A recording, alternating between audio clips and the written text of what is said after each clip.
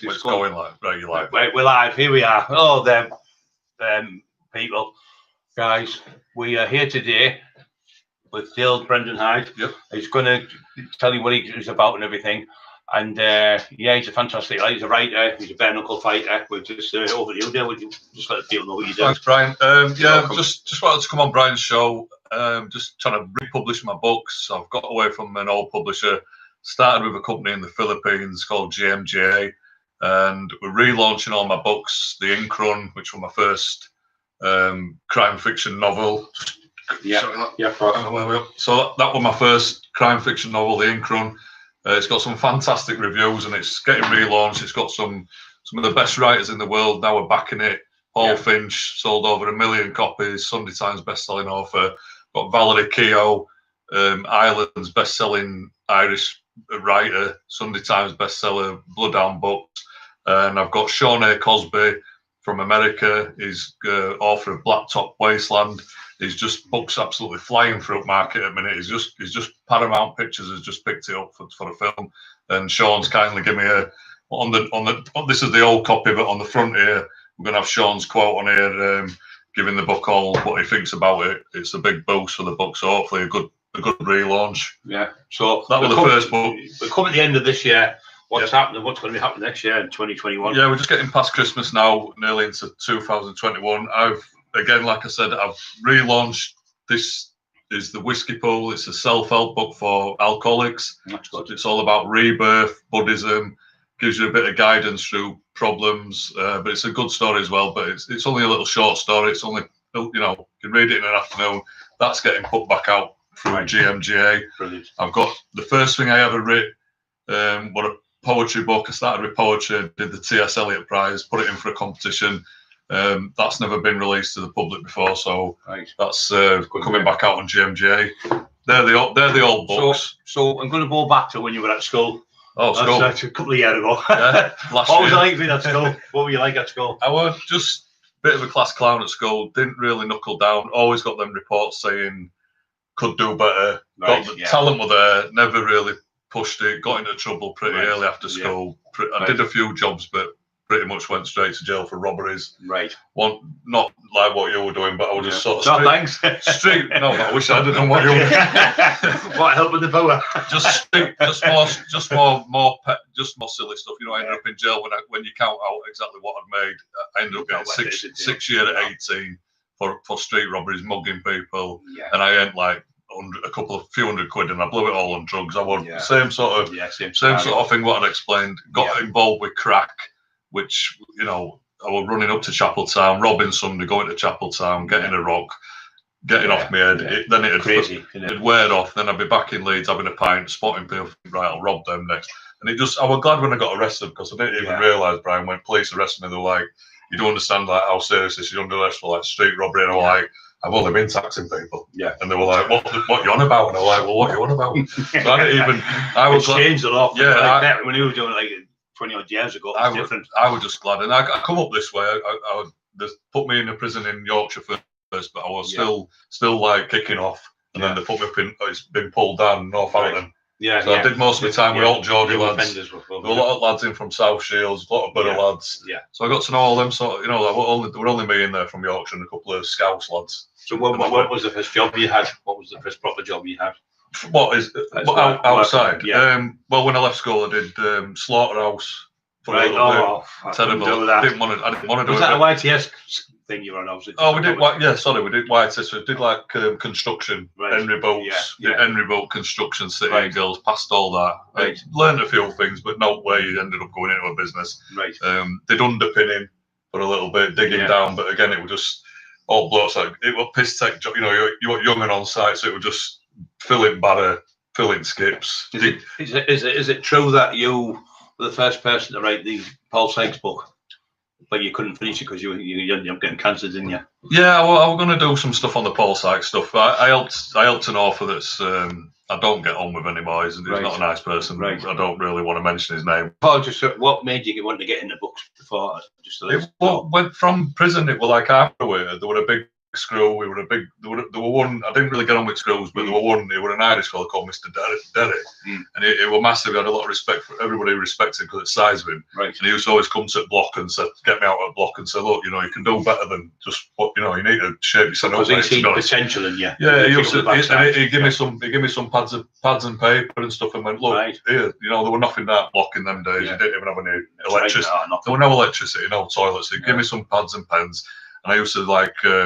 You could get a few books from library, but most of the people, I learned then I didn't know what word were called, but I know now it's called a bibliophile. Right. So it's people that rip out back a book, so you can't get you're enjoying your book, and when you get to the end, it's like, what's that? So they're bibliophiles in prison, people that just want to cause you a bit of, So I started writing the ends to books. I was going to say that myself because I didn't know ending to them. I'd read them and think, well, where's that? What's happened there? Right. So I started like designing. Writing ends of books, and that's what got me into getting a bit creative and doing stuff. Yeah.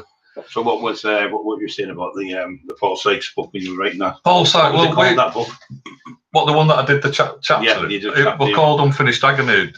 I did a chapter on that because my great granddad trained Paul Sykes when my great granddad had a boxing gym in Wakefield called the Bridge Hotel. It was up above a pub. So he used to train him when we were young.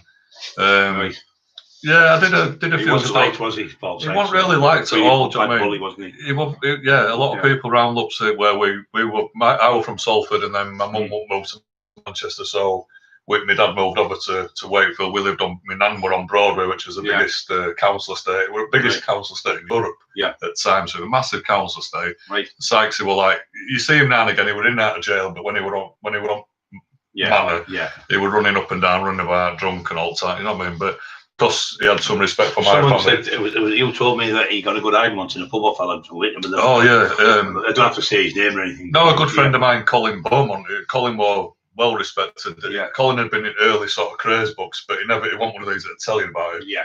He just got on. He was just a quietish bloke, but he'd blow your bollocks off with shotgun, and he was a nutcase in that sense. But I know his family. My mum, all my family know his family. Right. And he was once messing about, bothering. Trying to have a quiet pine. Sykes was trying to wind up, kept saying, leave me alone. Is this Wakefield? Yeah, it was in Wakefield. I think it was in a pub called Shakespeare. Right. And Colin ended up getting one of them old bar stools and knocked him unconscious, put him in hospital. Then he was in his prime, but he never come back and did all. Yeah. Because you know what Colin was like. He won't come back. He won't come back at you if you. That's what he's like, though. Yeah, that's what they do. They pick on someone and keep picking, getting away with it. Or some people will stand up. They can be that big. Yeah. But only takes a finger, pull a trigger. Doesn't so. I think this is why when he got more run down when he were older, when people said people were bullying him, a lot of it were like kids he'd crack the dad, or he'd crack their uncle or something, and then young'uns sort of thought, get him. Yeah, it's revenge now. Yeah, you know what I mean. So so what was the first book you got published then? First book was the Ink Run. It took me 10 years to do it because I handwritten it, and then I was like sort of nervous of looking at the manuscript like that. I pulled it back out of that one. I kept putting off doing it, and then I started editing it, and then just as I got typing it, I typed about 154,000 words. I got 50,000 words typed, and then I got diagnosed with cancer, bowel cancer. Right. So I all put everything into a spin. Yeah. And I think in the next 2 years after that, I only typed about 10,000 words. That's how much it slowed me down, proper slowed me down. Yeah. So what's happening to these days? What are you up to? What with the cancer? You're telling me you've got cancer again. Yeah, the cancer's back in me. It's been so I got it out of my bowel, and then it's been the trouble's been in my liver, spread into my liver. It's been in twice. I've had 2 major surgeries. I've had half my liver out, then I've had 35% of it out. Keep getting clear for about 2 years, just about. Steadily building myself back up. I don't mean I'm like doing up Mr. Olympia. I'm on about you're just learning how to. It's mentally as well. Walking, you crawl. It's like your baby steps. You're just getting back on your feet at the point to think, right, I feel okay. Don't feel totally like death warmed up. And now it's come back in my liver again. So I start radiotherapy. Like I said, we're just coming out of Christmas. We're nearly finished over Christmas now. Yeah. So I think it's going to be somewhere. End of January that I start. I've got to have this. It's called Sabre, so it's more a targeted thing. So it won't harm me as much as just general. technology they've got now. Yeah, it's brilliant. Yeah, I mean, you can't fault them for, you know, the people like NHF, they've done no but help me really. Yeah. But you can only do this saber once because it's your liver. So I'm going to be ill again. Too toxic to the liver. Yeah, it's too toxic. So especially when you've got most of it missing. Got one chance. No, your liver generates back. Yeah, I know that. But it's still, it just can't handle this like blast. It can have it once, but you can't have it twice. So if you don't get rid of it, it might be an option of surgery again. But if not, and what about the bare knuckle fighting? You were in that line. Got right into bare knuckle fighting when. What year was that? It'll be just it was a year before cancer started. So I had cancer 8 years, so we can't work out days. But 8 years. Go back 8-9 years. Like a guy, I know a gypsy guy called Andy Topliff. He's not a proper gypsy, but he was brought up around Inkley site in Leicester. So Inkley's quite a strong site. Right. Adult Gormans like Bartley Gorman, King of Gypsies, I had all them on. So you know, I know I got to know like Sam and more Jerry Gorman, who were Bartley's nephews. Right. And Andy were like, want to put a show on. He'd been doing something in Woods called Field Rage, where they'd been getting old when football bands come in and they were getting into trouble, all them that wanted to have a scrap. They were like getting mates, so like, you bring 4 of your best crew, bring 4 like from Leicester, bring 4 from Birmingham, and they were meeting in Woods and just pegging out some old style ring and having a bit of a do. Like 4 on the and they were filming that, and then he wanted to start the bare knuckle, but he wanted a show where we could actually do a ticketed show. Yeah. So he asked me to get 2 more fighters. So I got Dave Radford, who has got massive reputation on bare knuckle scene, but he'd kind of lost his way. There were no shows going on, or there were nothing underground. It had gone out of blue. So I got Dave back involved, and we got a lad called Matt Thorne, who he's not best of fighters, but he's got bollocks as big as he's like King Kong with his balls. But we all went down. They had a few gypsy fighters from Leicester. All those Yorkshire lads won that night. We all got it started. We had a few decent. What type of ring was it? Was it just a market? It was just in back of a nightclub. It was in an Asian nightclub called F Bar. Right. And it was just like they led through like that snatch. You know, you here for fight? Yeah. Got to next door. You here for fight? Yeah, we're here for fight. Yeah. Yeah, right, get through next down this canal, and then it was like Fight Club, the movie. It was like Snatch. It was like it was definitely like Snatch. It was just where do you want us to fight? Oh, just over there on that bit of wooded dance floor.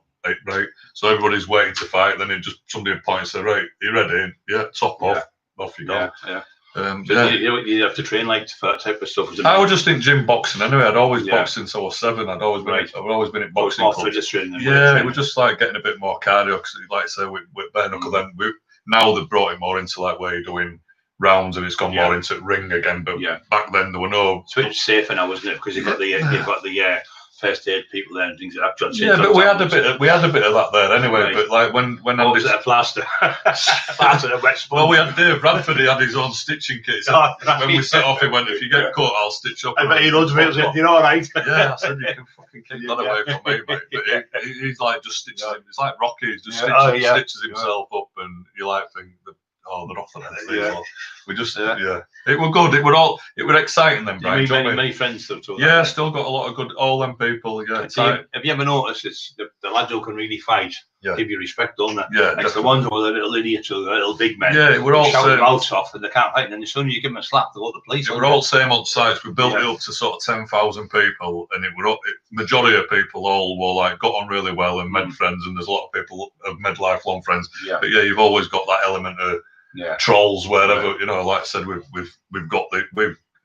realised with these books that trolls are still you get them they just won't leave you alone. But back in them days there were loads of I'll fight, loads of people saying I'll fight, and then it was like when you'd ring them up and say, right, can you come? Oh well, I need 6 months to train. I have know that myself. And what it is, I've bent my leg and I'm like, you were in the rave club last night, dancing all night. It's just rubbish to come out. So everyone wants to fight you. This is you get there, they don't turn up. I got criticised for fighting that Matt Thorne up for the show, but we asked numerous people to come and fight me, and they were like, and then they didn't, and we ended up like trying to talk. Matt was just like, we knew he couldn't really fight that well, but we just wouldn't be talked out, and it was like, well, we need some bodies. So I didn't want him to be put against this guy who Dave Radford fought, Stanley Draper, because I know he would have been. I didn't think he would any better fighter than me, but I thought this guy's going to try and break this Matt Thorne's jaw up and everything. But I thought, I reckon I can just put him down we aren't hurting him too much, and then maybe it'll put him off it. But it didn't. He ended up having about 100 fights after mine. So it works the opposite way. Did he win many? Yeah, he's won a couple, but he's lost majority of them. God bless you, mate. Yeah, at least he's got the ball. He's the type of guy you want to. The thing is, with somebody like Matt, he's the type you want in the trenches. He'd actually fight you, Brian, right? Yeah. We'd have to say to him, "No, it's so stupid," right? But he'd actually say, "No, I'll fight you." Yeah, and he would. He'd have a go at you, but you just go. But yeah, he's no fear of that kid. But good. Yeah, but you get some with the I could have been this and I could have been that and I could have done this. And you get them done. You just absolutely. But you could have, they would have, wouldn't they? A lot of them slag me off, but like I said, without people like me getting Dave Bradford, there'd been none of these McCory trilogy fights. What they all rave on about. Say, Dave would have, I'd give him he's fought Roberto Duran. Yeah. And all that, Dave would have top 10. He could have been been a proper champion boxer. He had an accident on his shoulder that knocked his shoulder, and that's when he switched to bare knuckle. But yeah, there's some solid lads in it, but some, like I said, a lot of people sort of don't get credit for like you think foundations. Well, I always say to people, if we were in a nightclub and a fight kicked off, you just run in, you're done. Yeah. That's easy. Yeah. But when somebody says, I want to fight in 10 weeks and they've never been beat, you haven't been beat. They're the hard fights. You're in bed and you're going, I'm going to knock him out, I'm going to win. It creeps in, doesn't it? It's mental, Once you get beat again, you go, no, you're going to get beat. And the other voice is going, yeah, but you might. It's a bit weird sort of sat with people in the room and then it's like, right, let's go fight. Yeah. We're off to, it's like, say you've got to be ready on that spur at moment. Like, B-Bad won B-Bad, so we all did it. It were all... nobody knew what were happening. No, but once the company Andy Topley sold it to this Joe Brown, who was just an accountant, but he kind of had a vision. And he took it to then he got it out into hotels, posher hotels. But then they started. It looked just like a white collar boxing night, and they've gone away from like the roughness of it, which were where we all like to be round here, bales and bloods. I think when you've had fights with these type of men and they're proper men, you're fighting toe to toe, and you both get it and. You're not shaking hands, though. I've had lots of fights with people. They all shook hands, Brian, afterwards. We all bought it. That's what B-Bad one was about. It was like, can we go down and have some not gypsy lads fight some gypsy lads? Gypsy lads are going to have some of the dads there. Danny J. Proddy's dad there. They're all shouting, go on, kill him, smash him in. After he lost, it was like we were all thinking, are these going to kick off? We had to have but we know. Everybody shook hands. We all sat down, had a beer after. We're like, that went all right, didn't it? Yeah. Next show, we had a few more people coming that were not to do it. They just heard about it. Can we have a ticket?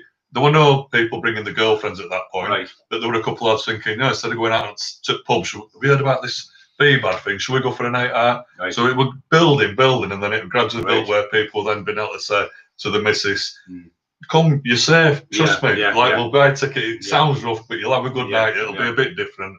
And it started gradually building, and it snowballed. So, like now they're at O2, that company we started. They're at O2. They're massive, isn't it? Have you ever thought about writing a book about it?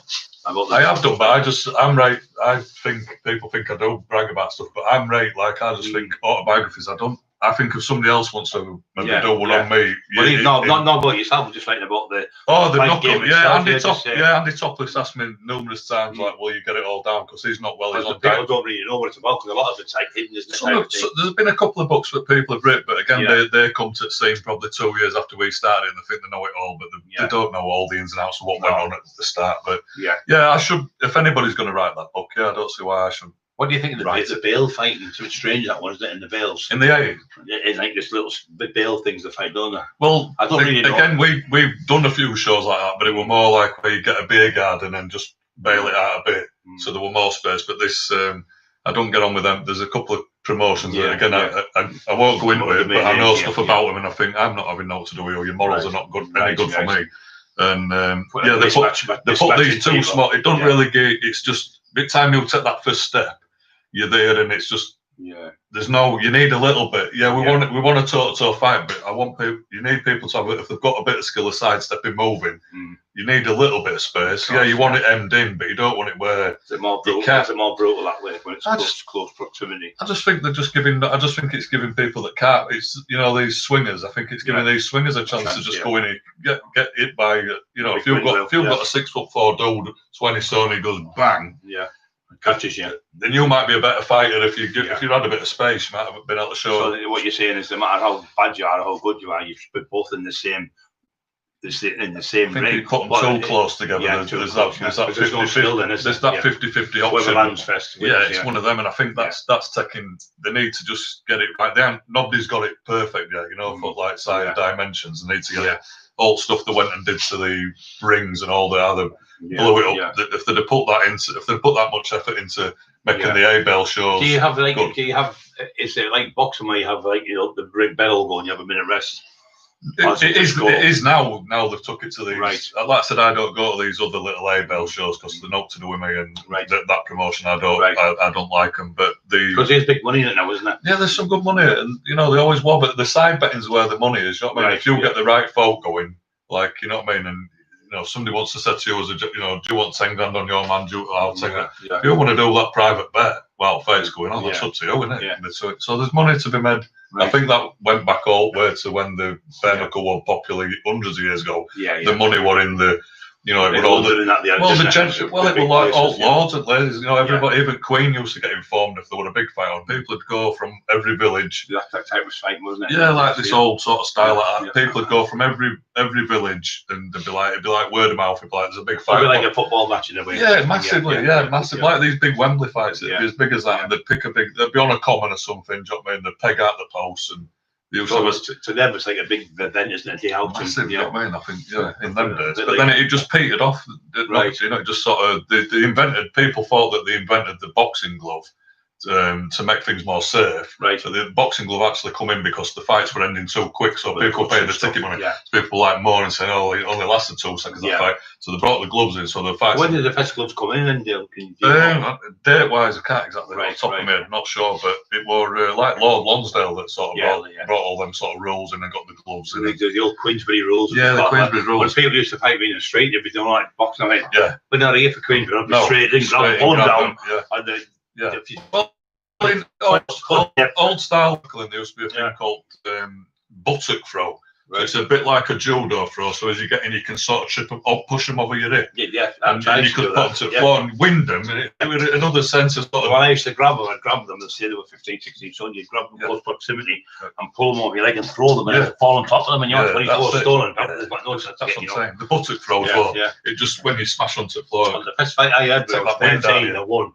I was getting bullied before that, and I grabbed the leg and I put my leg out and threw him on my leg, and he went, "I've had enough of them." That was it. I thought, this is better than run away, because I used to run and to get bullied terrible as a kid. So a lot of people that have been bullied do end up like say, as long as I don't agree. I don't believe that way. People say if you've been bullied, you'll turn into a bully. That's bullish. I don't think they do. The thing with me, I can't stand bullies. People will call you bullies. Everyone gets called their daft names, but I've bullied never bullied anyone. Tax drug dealers, of course. But I think that's fair game for selling drugs. It is. That's it. That's what I'm saying. If you're outside at law, if you move nowadays, they just go to the police now. You can't go in these days. You can't be a criminal because it's like getting back on the street. Probably 20 houses. Probably 10 houses got cameras on. It's like getting back some of these trolls. Like I said, some of the stuff problems I've had when I've tried to straighten myself up. Like get a career going. Had loads of trouble. Like I told you before, when with the robbery stuff, I'd only been out of prison about a year from that, and then a friend, well, not a friend, but somebody I know from school, walking past, "Do you not fancy a beer tonight?" "Yeah, go for a beer." Didn't really want to, but I went out for a beer. Slept with this lass. 6 days later, door got bolted in. Police, proper boof in, pile upstairs, dragged out of bed. "Get out of bed, you dirty rapist bastard." I was like, what? Didn't know what was going on. Got down to the police station. That was another sort of thing that happened to me when I was only 20. Right. And that sent me spiraling out of control into drug addiction, alcohol addiction. The pain from what happened. It all got sorted out, but it took it. What people don't understand is the stigma of sort of that rape word. It stays with you for so long, even when you prove, you could show somebody, so say, "Look, there's nothing on my record saying." I've seen your records, I've seen your program, I've seen the newspapers saying there's nothing wrongly accused. I mean, there's not just you, there's thousands of people out there, but I think the women who do actually go straight to jail for what they've done. It's disgusting. The book it's coming out on 6th of February. This is my new book that's coming out with the 7th. It's coming out in 6th of February next year. And it's called Stitched. Right. I ain't got anything to show you on it, but Stephen French has wrote the foreword for me. And because Stephen had a few problems with that type of trolling, and I think he'd had a problem himself. I think he'd been remanded himself, and it was a bit of ex-girlfriend who it all got within a few weeks. But the thing with me, mine went on. The magistrate sort of heard, oh, remand. Got to the next magistrate's hearing, remand. To the next judge in chambers, failed. Yeah. Ended up on remand then for a year. 13 months it took before I got to Leeds Crown Court. Because in them days you could wait till you after the trial, couldn't you? And that when you're in there, you get the finger point on you. Must have been That's horrendous. What I'm saying. The more things are going wrong, where you're going back to jail. It's like, well, how come you haven't got bail if you're innocent? You know what I mean? Of course. How come your judge and chambers? It's because the allegation's so strong. Yeah. And even without the proof or any proof whatsoever, which they had no evidence, none whatsoever, because they've described that word. Now it's not as bad. This is why I've written this book. It's more as a warning to people. Like, this can happen to any bloke that's like trolled me and said you're rapist. I sometimes think, God, I hope to God your door don't go. You got. I hope your door don't go in one day and you end up like where I've been, because it's not a nice place to go down that route. And I said I got Wilfred Stark. I've done it for something they've done. Didn't he? And leave the country, blown up to about 90 stone, and having an heart attack through all the stress. The stress of it. So I think this is what actually, can't put down cancer. Can't say. No. The stress of like through my 20s and 30s dealing with it took. I got, like I said, went to a 5-day trial. At the end of trial, I'd been looking at jury and they'd been coming out, and I thought I'd seen a few blokes on jury sort of give that. I thought they're listening to what. There's no evidence. She's lying through it. Oh, the appeal papers and the jolters. She said you'd done this to her, done that to her, beat him. No evidence, no marks on him, no nothing. All this. I had a dad like saying she's a compulsive liar and she makes things up and she's her own dad. Judge won't let it into trial. He ruled it right. Why is stuff like that and getting put into trial? Ended up getting sentenced. Soon as jury foreman went guilty. Like I said, there were two of us. It was like a free, not a porn. It was like I slept with her. This other lad slept with her. One of them. We were only 19 and 20. It was just, one of them things. And she felt guilty, hadn't she? What she's done. She'd split up with her boyfriend that night, which we didn't know about. She'd gone to her boyfriend's out at about 11 o'clock. Knocked on the door, said, "Can we get back together?" He told her to piss off. So she were upset and come home. We'd end up, sleeping with her. Then I think 5 days later, her mate said, "You're upset. Is it something sexual?" And she'd gone, "Yeah." And her mate had actually said, "You haven't been raped?" So she went, "Yeah." And then her mate had said, "Right, for the police." And it snowballed, I think. Then police come down and we've got records. And once she's already made the allegation, you can't step back. Because I just felt with police as well. I'd just come out of prison for robberies. This other kid had just come out of day ball. He glassed the kid in first with a pint pot. We want, as lads, we want angels, but we want doing that type of thing. You know what I mean? So, I got to court. Once I found I was guilty, he raced over, like a carry-on film. He raced over, we jumped over the dock. He raced over all benches, took judge's chair, got them big glass carafes, went to smash judging. Judge come off his chair. I went over the other way and went for the door. We've got Armley screws running one way. We've got Leeds Crown Court screws. We've got G4 screws. We've got my mates in the public gallery going, "Dale, don't." I'm thinking, I've got to fucking get out of this building. Systems let me down. I stood there and thought, they're going to say not guilty. It was bad enough to have 13 months remand, but I thought on that day I'm going home. So what do you have to appeal against this? Well, from there I ended up back in Armley. They put me on the SKP list. Right. So straight away I was proper locked. For 4 So straight from court, I was locked down. Didn't see anybody. Couldn't phone anybody. I was locked down for 4 months. How old were you? 20-year-old? 20 at this point. Yeah. No, I just turned 21. Yeah. 20. So 4 months on E-man thing, and then as soon as they got me off the E-man thing, they shipped me up to Walton. Then they thought, right, get him out. Then they shipped me up to Walton. That's horrible. So I went, one of the worst prisons I've ever been in. So then I'm stuck up in Walton for another year, and then my appeal come through. In between the E-man thing at Leeds, they took me back to court because they'd abandoned sentencing because the judge flying off his chair. They took us back. I got 8 years for rape. 3 months for contempt of court. The other kid got 7 years because he was a year younger, and then he got a year for contempt of court because he'd gone for judgment. He'd gone to smash this carafe of water on Judge's head. Judge come back when he sentenced us. He was called Hutchins. He's dead now, thank God. But Judge Hutchins said he'd never, in 30 years, been on bench. He'd never seen a contempt of court as ferocious. He'd never seen anything or heard anything like it in any Crown Court setting in his life. And they were. What was that? I mean, I've been up for fights and things like that, and you've been charged for a fight when someone started the fight on me and they've attacked us with machetes, and I've ended up knocking them out and I've been arrested. I'm thinking, what's going on? Why am I here? And they're all they're working with the police and doing things like that. So you sat there and you think, what's going on? God, I've done nothing wrong here. So I've just saved my mate's life.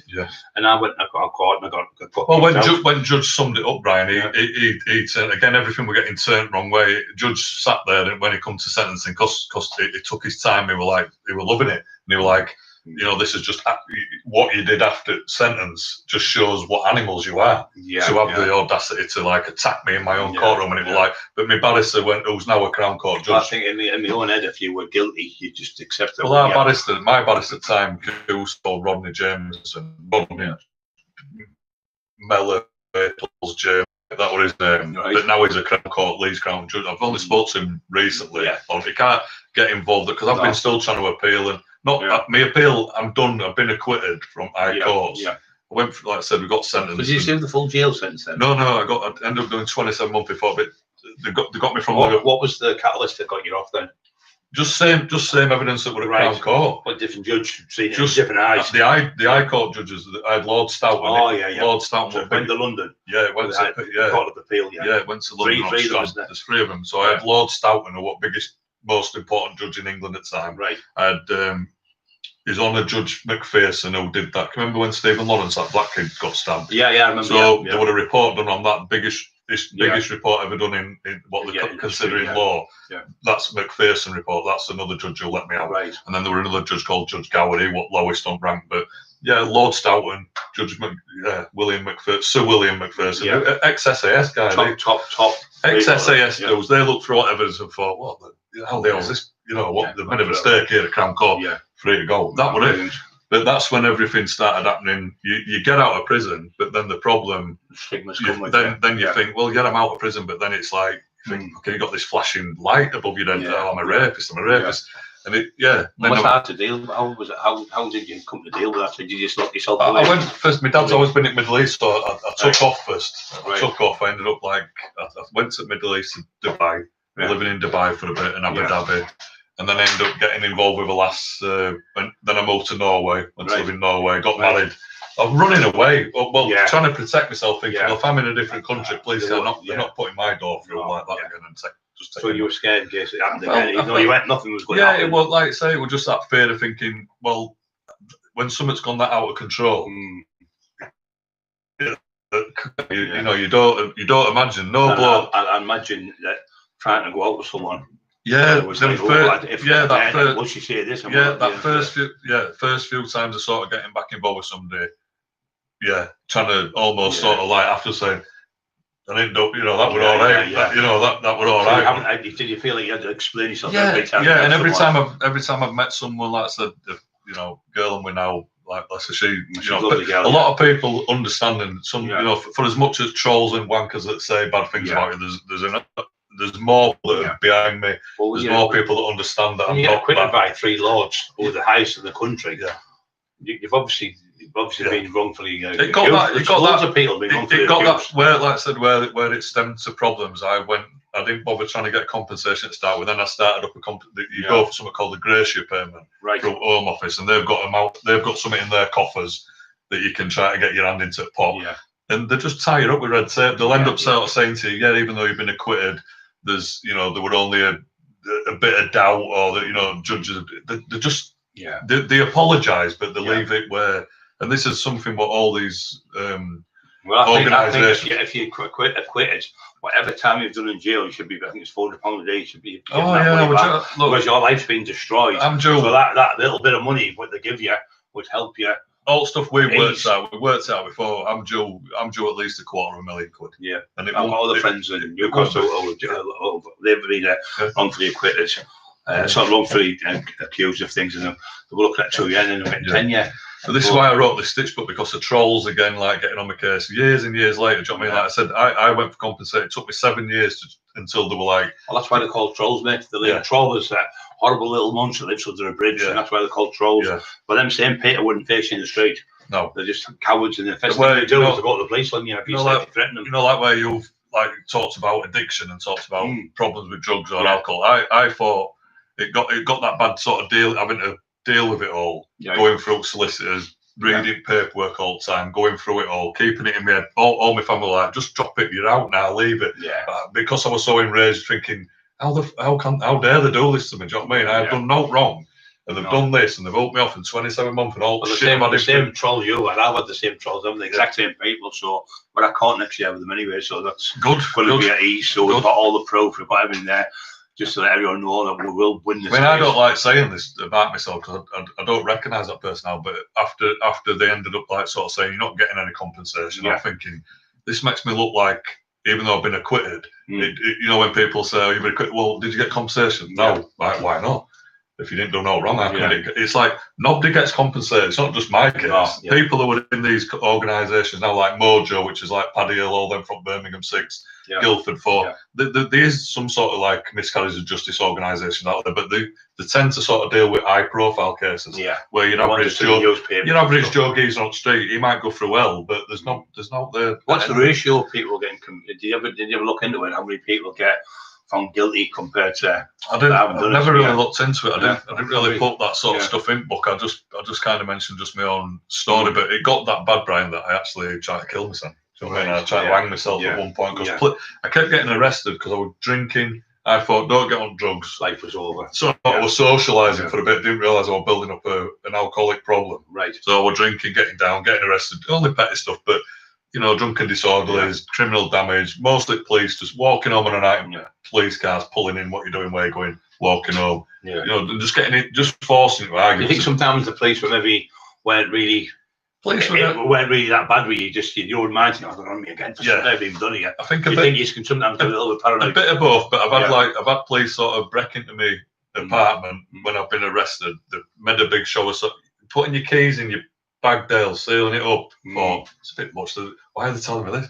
Put me in cells. Then when 3 days later I've got home, gone into my apartment, and there's like some I thought, curtains fucking well, somebody's been in it. And then I've gone to my laptop, and you know, like on your, you know, it says shift. They've snapped my shift button off. Put it on my thing and closed my lid down and put my laptop. So I literally, it says shift. And I thought, what's trying to fucking say? You know, stuff like that. They give themselves away when they left the panda car in the living room. You knew you know, I just thought they were sort of trying to say, like, you know, get out of Wakefield. You know, you're not wanted around here, mate. You're just not a nuisance now. And I got into this cycle where I couldn't, you know. Your dad stood by all the way through, didn't he? Oh yeah, all family and all that. You know what I mean? But they were obviously getting worried, thinking, where am I spiraling down to? You know, I'd got lost plot. Pretty much, you know, and I didn't realise I was getting into an alcoholic situation. Would you stay in the house drinking, or would you go out to pub? Both. Right. I'd end up sort of binge drinking. I'd get myself smartened up, go out in a few days, make a total mess, get locked up, come back, have a day on sofa, hungover, get myself back up, do a few weights, bit of shadow boxing, have a shave, put on a new jumper, back out, thinking I'm all right. Didn't realise this pattern was starting to occur. But I got over it, you know. Like I said, courts never helped me. No. I kept asking, like, look, I won't be in this court if it wasn't for a drink problem. Get me some counselling. We'll put you on CS, we'll put you on community service, we'll put you on tag. You know, we're on tag. We're going through all this petty stuff. I'm thinking, that's manual work. You need something in your head, don't you? You need something to get in your brain. You need to take that chip out and change it. I ended up going off my own back, Brian. I went to some alcoholic counselling. That's what you need. Did 2 years of it. And got me to a point where, like I said, I snapped out. I got back in gym. I'd not been in gym for years. Got back boxing. Did 3 years solid, like training like a monk, eating right. I sweated it all out. Running 5 in the morning, down to laps, running every morning like Rocky. I felt like I'm finally put all. It took 20 years to put all that into a little box and think I'm never going to get rid of it in my head, but I can deal with it. And then I started on that ink run. And then, like, fate, like it does, gives you a kick it knackers. Got 50,000 words in, then boom, cancer. Right. So it was like, and I thought, shit, I've never got away. All that sort of trauma. And, you know, like I say, it's important for people to realise if you keep telling yourself something negative, that is going to show up in your. That is going to show up in your cells. I think a lot of it as well is when you start having that, you get your cortisol levels go up. You can't heal properly. No, you don't. That's you need to have stress-free when you go for operations and things like that. But the lady you're with now, what's her name?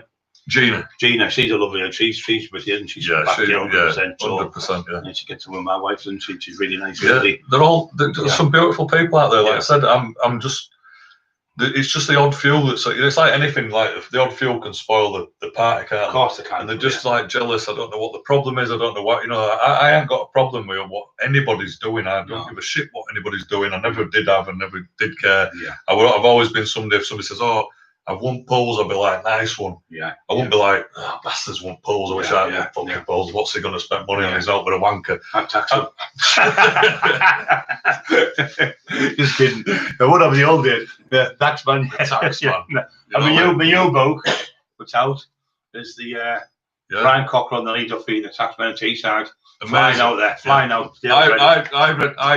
I read this book years ago before I even knew Brian and read it and thought, who is this madman? But I read it lately, and it's one of them you just go through, afternoon job, poured myself a whiskey, sat back on the sofa, read through it and thought, it reads like I said, like I think I put it out. I was expecting my daughter to come flying through at any moment. It's really puts you right in the moment. You know what I mean? Which is a sign of it's great writing and it's a good content's amazing. I read the Lee Duffy and the other thing. Taxman and Teesside. Emma did that. She did it. Yeah. The speed time, sleeping Rafe. Again, another book. What it just puts you right on. We were doing one with the other author from Stokesley. Oh. And he was wanting to write about Lee and said he stole at pound shops, but there was no pound shops in 1991. And he was saying this was happening with Lee and that was happening. I thought, but you're already 8-year-old. I know what you mean. You can't put again. I won't name him. No, I won't name him. But it's not about like it's not about suing you. It's just you ain't got don't want to get time of day to be honest that much. But he's another one who sort of. He thinks he's a best-selling author. Every single book. You don't understand like that best-selling author. That first book that I helped him with, wrote a chapter in a boxing book on Paul Sykes. It went to #1, but Mike Tyson's at #2. What you got to realise is Amazon update every week, every day, or whatever. It's on an algorithm. So if you've sold even 100 books that day, so you've been building up to a launch and everybody knows your book's coming out. In that couple of weeks that your book comes out, you'll have you should have that be a busy time. So you'll have a few sales. So as Amazon looks at it that day, they'll think Mike Tyson's book's been out 10 years and it's still at #2. It's been steadily sold millions of copies. It's steadily selling. So for that, a new book coming out is going to sell a lot more than in a small category like boxing, where only a few boxing book comes out every year.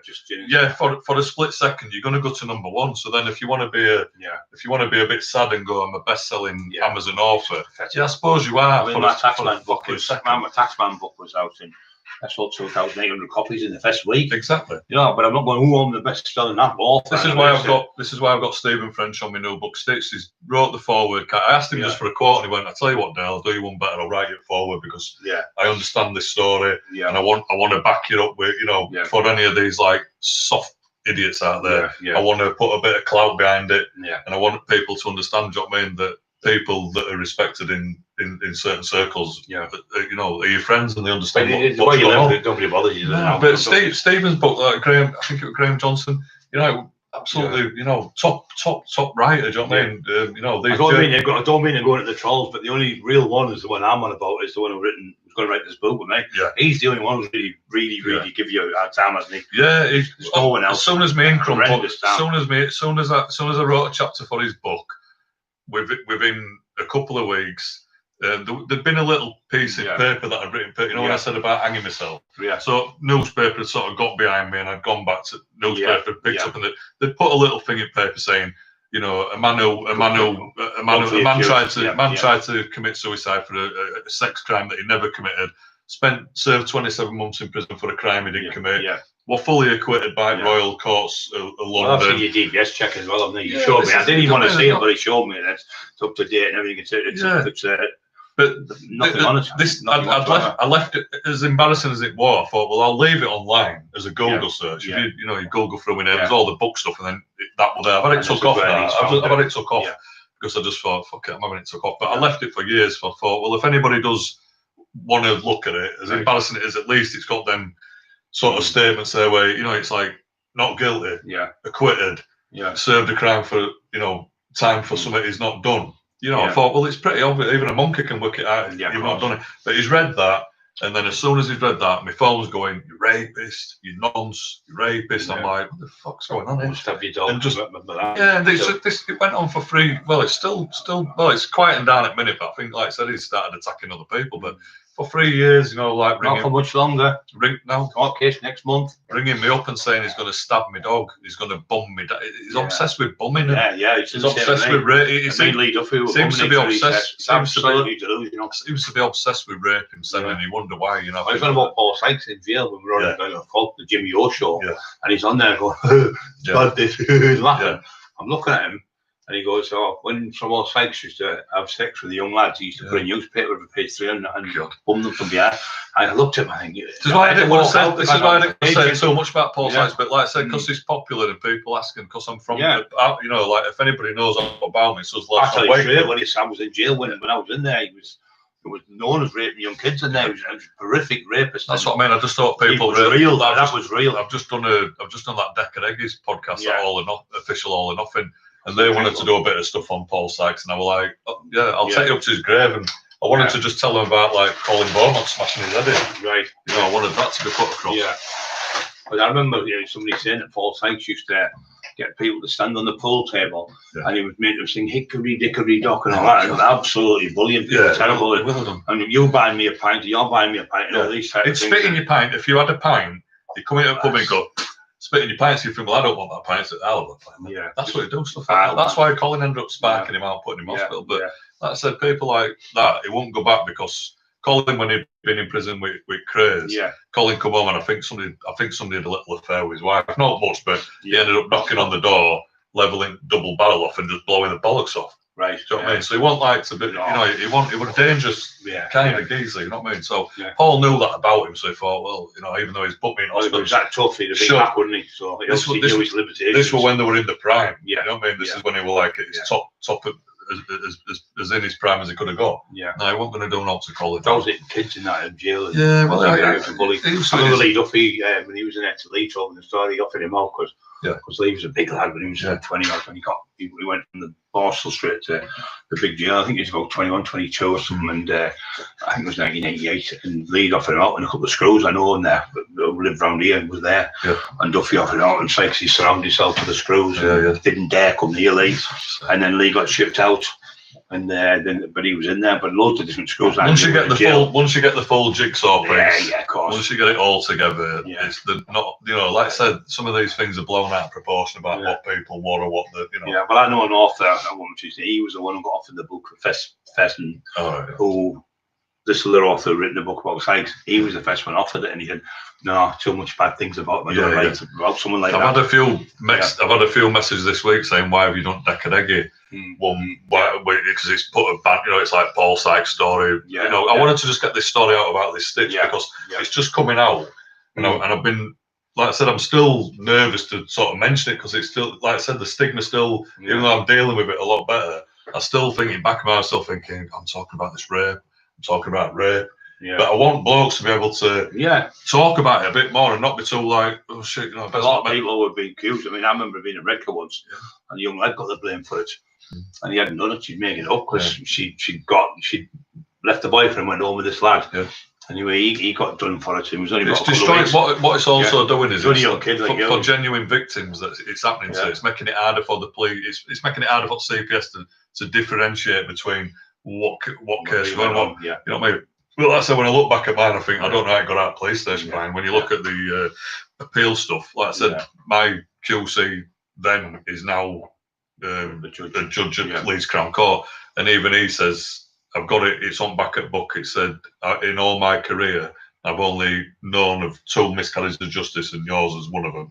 And then I've got Lord Stoughton as well on back at book saying that there was serious doubts throughout the whole of this case, throughout all their evidence. And what they say to you in there, if you have the slightest bit of doubt against anyone for any crime, you have to find them not guilty. You have to be 100%. This is why we didn't understand what had gone wrong at Crown Court. Like I said, that's why there was the reaction that happened at the Leeds Crown Court. As soon as that jury went, Dale Brendan Hyde, guilty of rape, it just went, boom, I tried to escape. The other kid tried to take the judge's head off with a carafe of water. They'd never seen no. But they, like I said, they just said, that's the anger in it. We were just frustrated. We thought, like, shit, system stood there. You think, you've not done no wrong. it'll be not guilty. That's how it works in it, this system. When it backfires on you, you think, what the fuck's happening here? You're only 20, you got work, you're down in, the drugs, they're not fuck out, there's a drugs down at the cells. Next minute I'm on you're supposed to be innocent until proven guilty, but in this country you're guilty until you're proven innocent. Well, the name men don't as well, the papers, like I say, the women get even in this book I've had to call Miss Legally Anonymous. So, but it sounds good because as you read through it, it's like Miss Legally Anonymous. It's kind of highlighted it a bit, but I'm not allowed, even though proved that I've been acquitted. You're not allowed to give I'm not allowed to actually name her. It's like, why am I not allowed to name her? My name's been dragged through mud. I can't even, in my own book where I'm explaining that there's been no evidence whatsoever, and I'm putting all evidence from my field papers in it. I'm putting all things from what judges have said. I'm explaining all the way through what happened from my point of view to what she said on stand, which again totally contradicted everything. Well, you wouldn't be out there. You wouldn't have gone out if you. No, they wouldn't let you. They don't let you out. And this is what I'm saying. It's like if they believed for 1 second that there was something that you won't get out of that. When I left Liverpool, screws got made. They went, right, your appeals come. You're off to Brixton. And I thought, well, fucking hell, you're not moving off to Brixton. So I had to go in this office and they said, you need to be really legally aware, Dale. You've got to sign this paperwork. What happens is, if you sign this paperwork to say you're off down to this appeal, when you get to appeal, they can start again, can't they? There's 3 things that can happen. You can be set free, you can be not set free, and you will start your sentence again from that date, or you will not be set free, and you'll start your sentence on again, and they're going to increase your sentence. So right, sign it. So to me, that would have been, all lads on wing went, oh, you want to say, I was 27 months into an 8 year. If you thought I've done this, and I'm trying to blag I haven't done it, at that point I'd have only done another year or two. I'd have thought, fuck it, I'll just ride this out, get out, and think no bye. I signed away the 27 months, so if it had gone wrong at the appeal court, I'd have done 10 year and 3 months. No, 10.5 years for now. I was on my way to Wakefield. But you didn't, you got out because you were they put a slip under my door, right? And they put a sheet under your door. I come back from lunch, and there was a thing on the door saying you will be allocated a cell at H&P Wakefield when the space comes available. I thought, oh man, what's H&P Wakefield? Fucking, I don't want to be going in there. I know I'm from Wakefield. I don't want to be going in there, but that's not what reality when I was 21. So what you're up to now then? What you going to be doing? Just doing these books, mate. Right. I'm going to try and battle in this cancer away again. Right. I've got this radiotherapy starting in Feb. So I'm going to just get December out of the way. I've got January pretty clear. Because we're relaunching these books, so the old publisher, he's out of the picture, and everything's sort of getting transferred over to Amazon. Right. I've got new quotes from, like I said, big writers like Paul.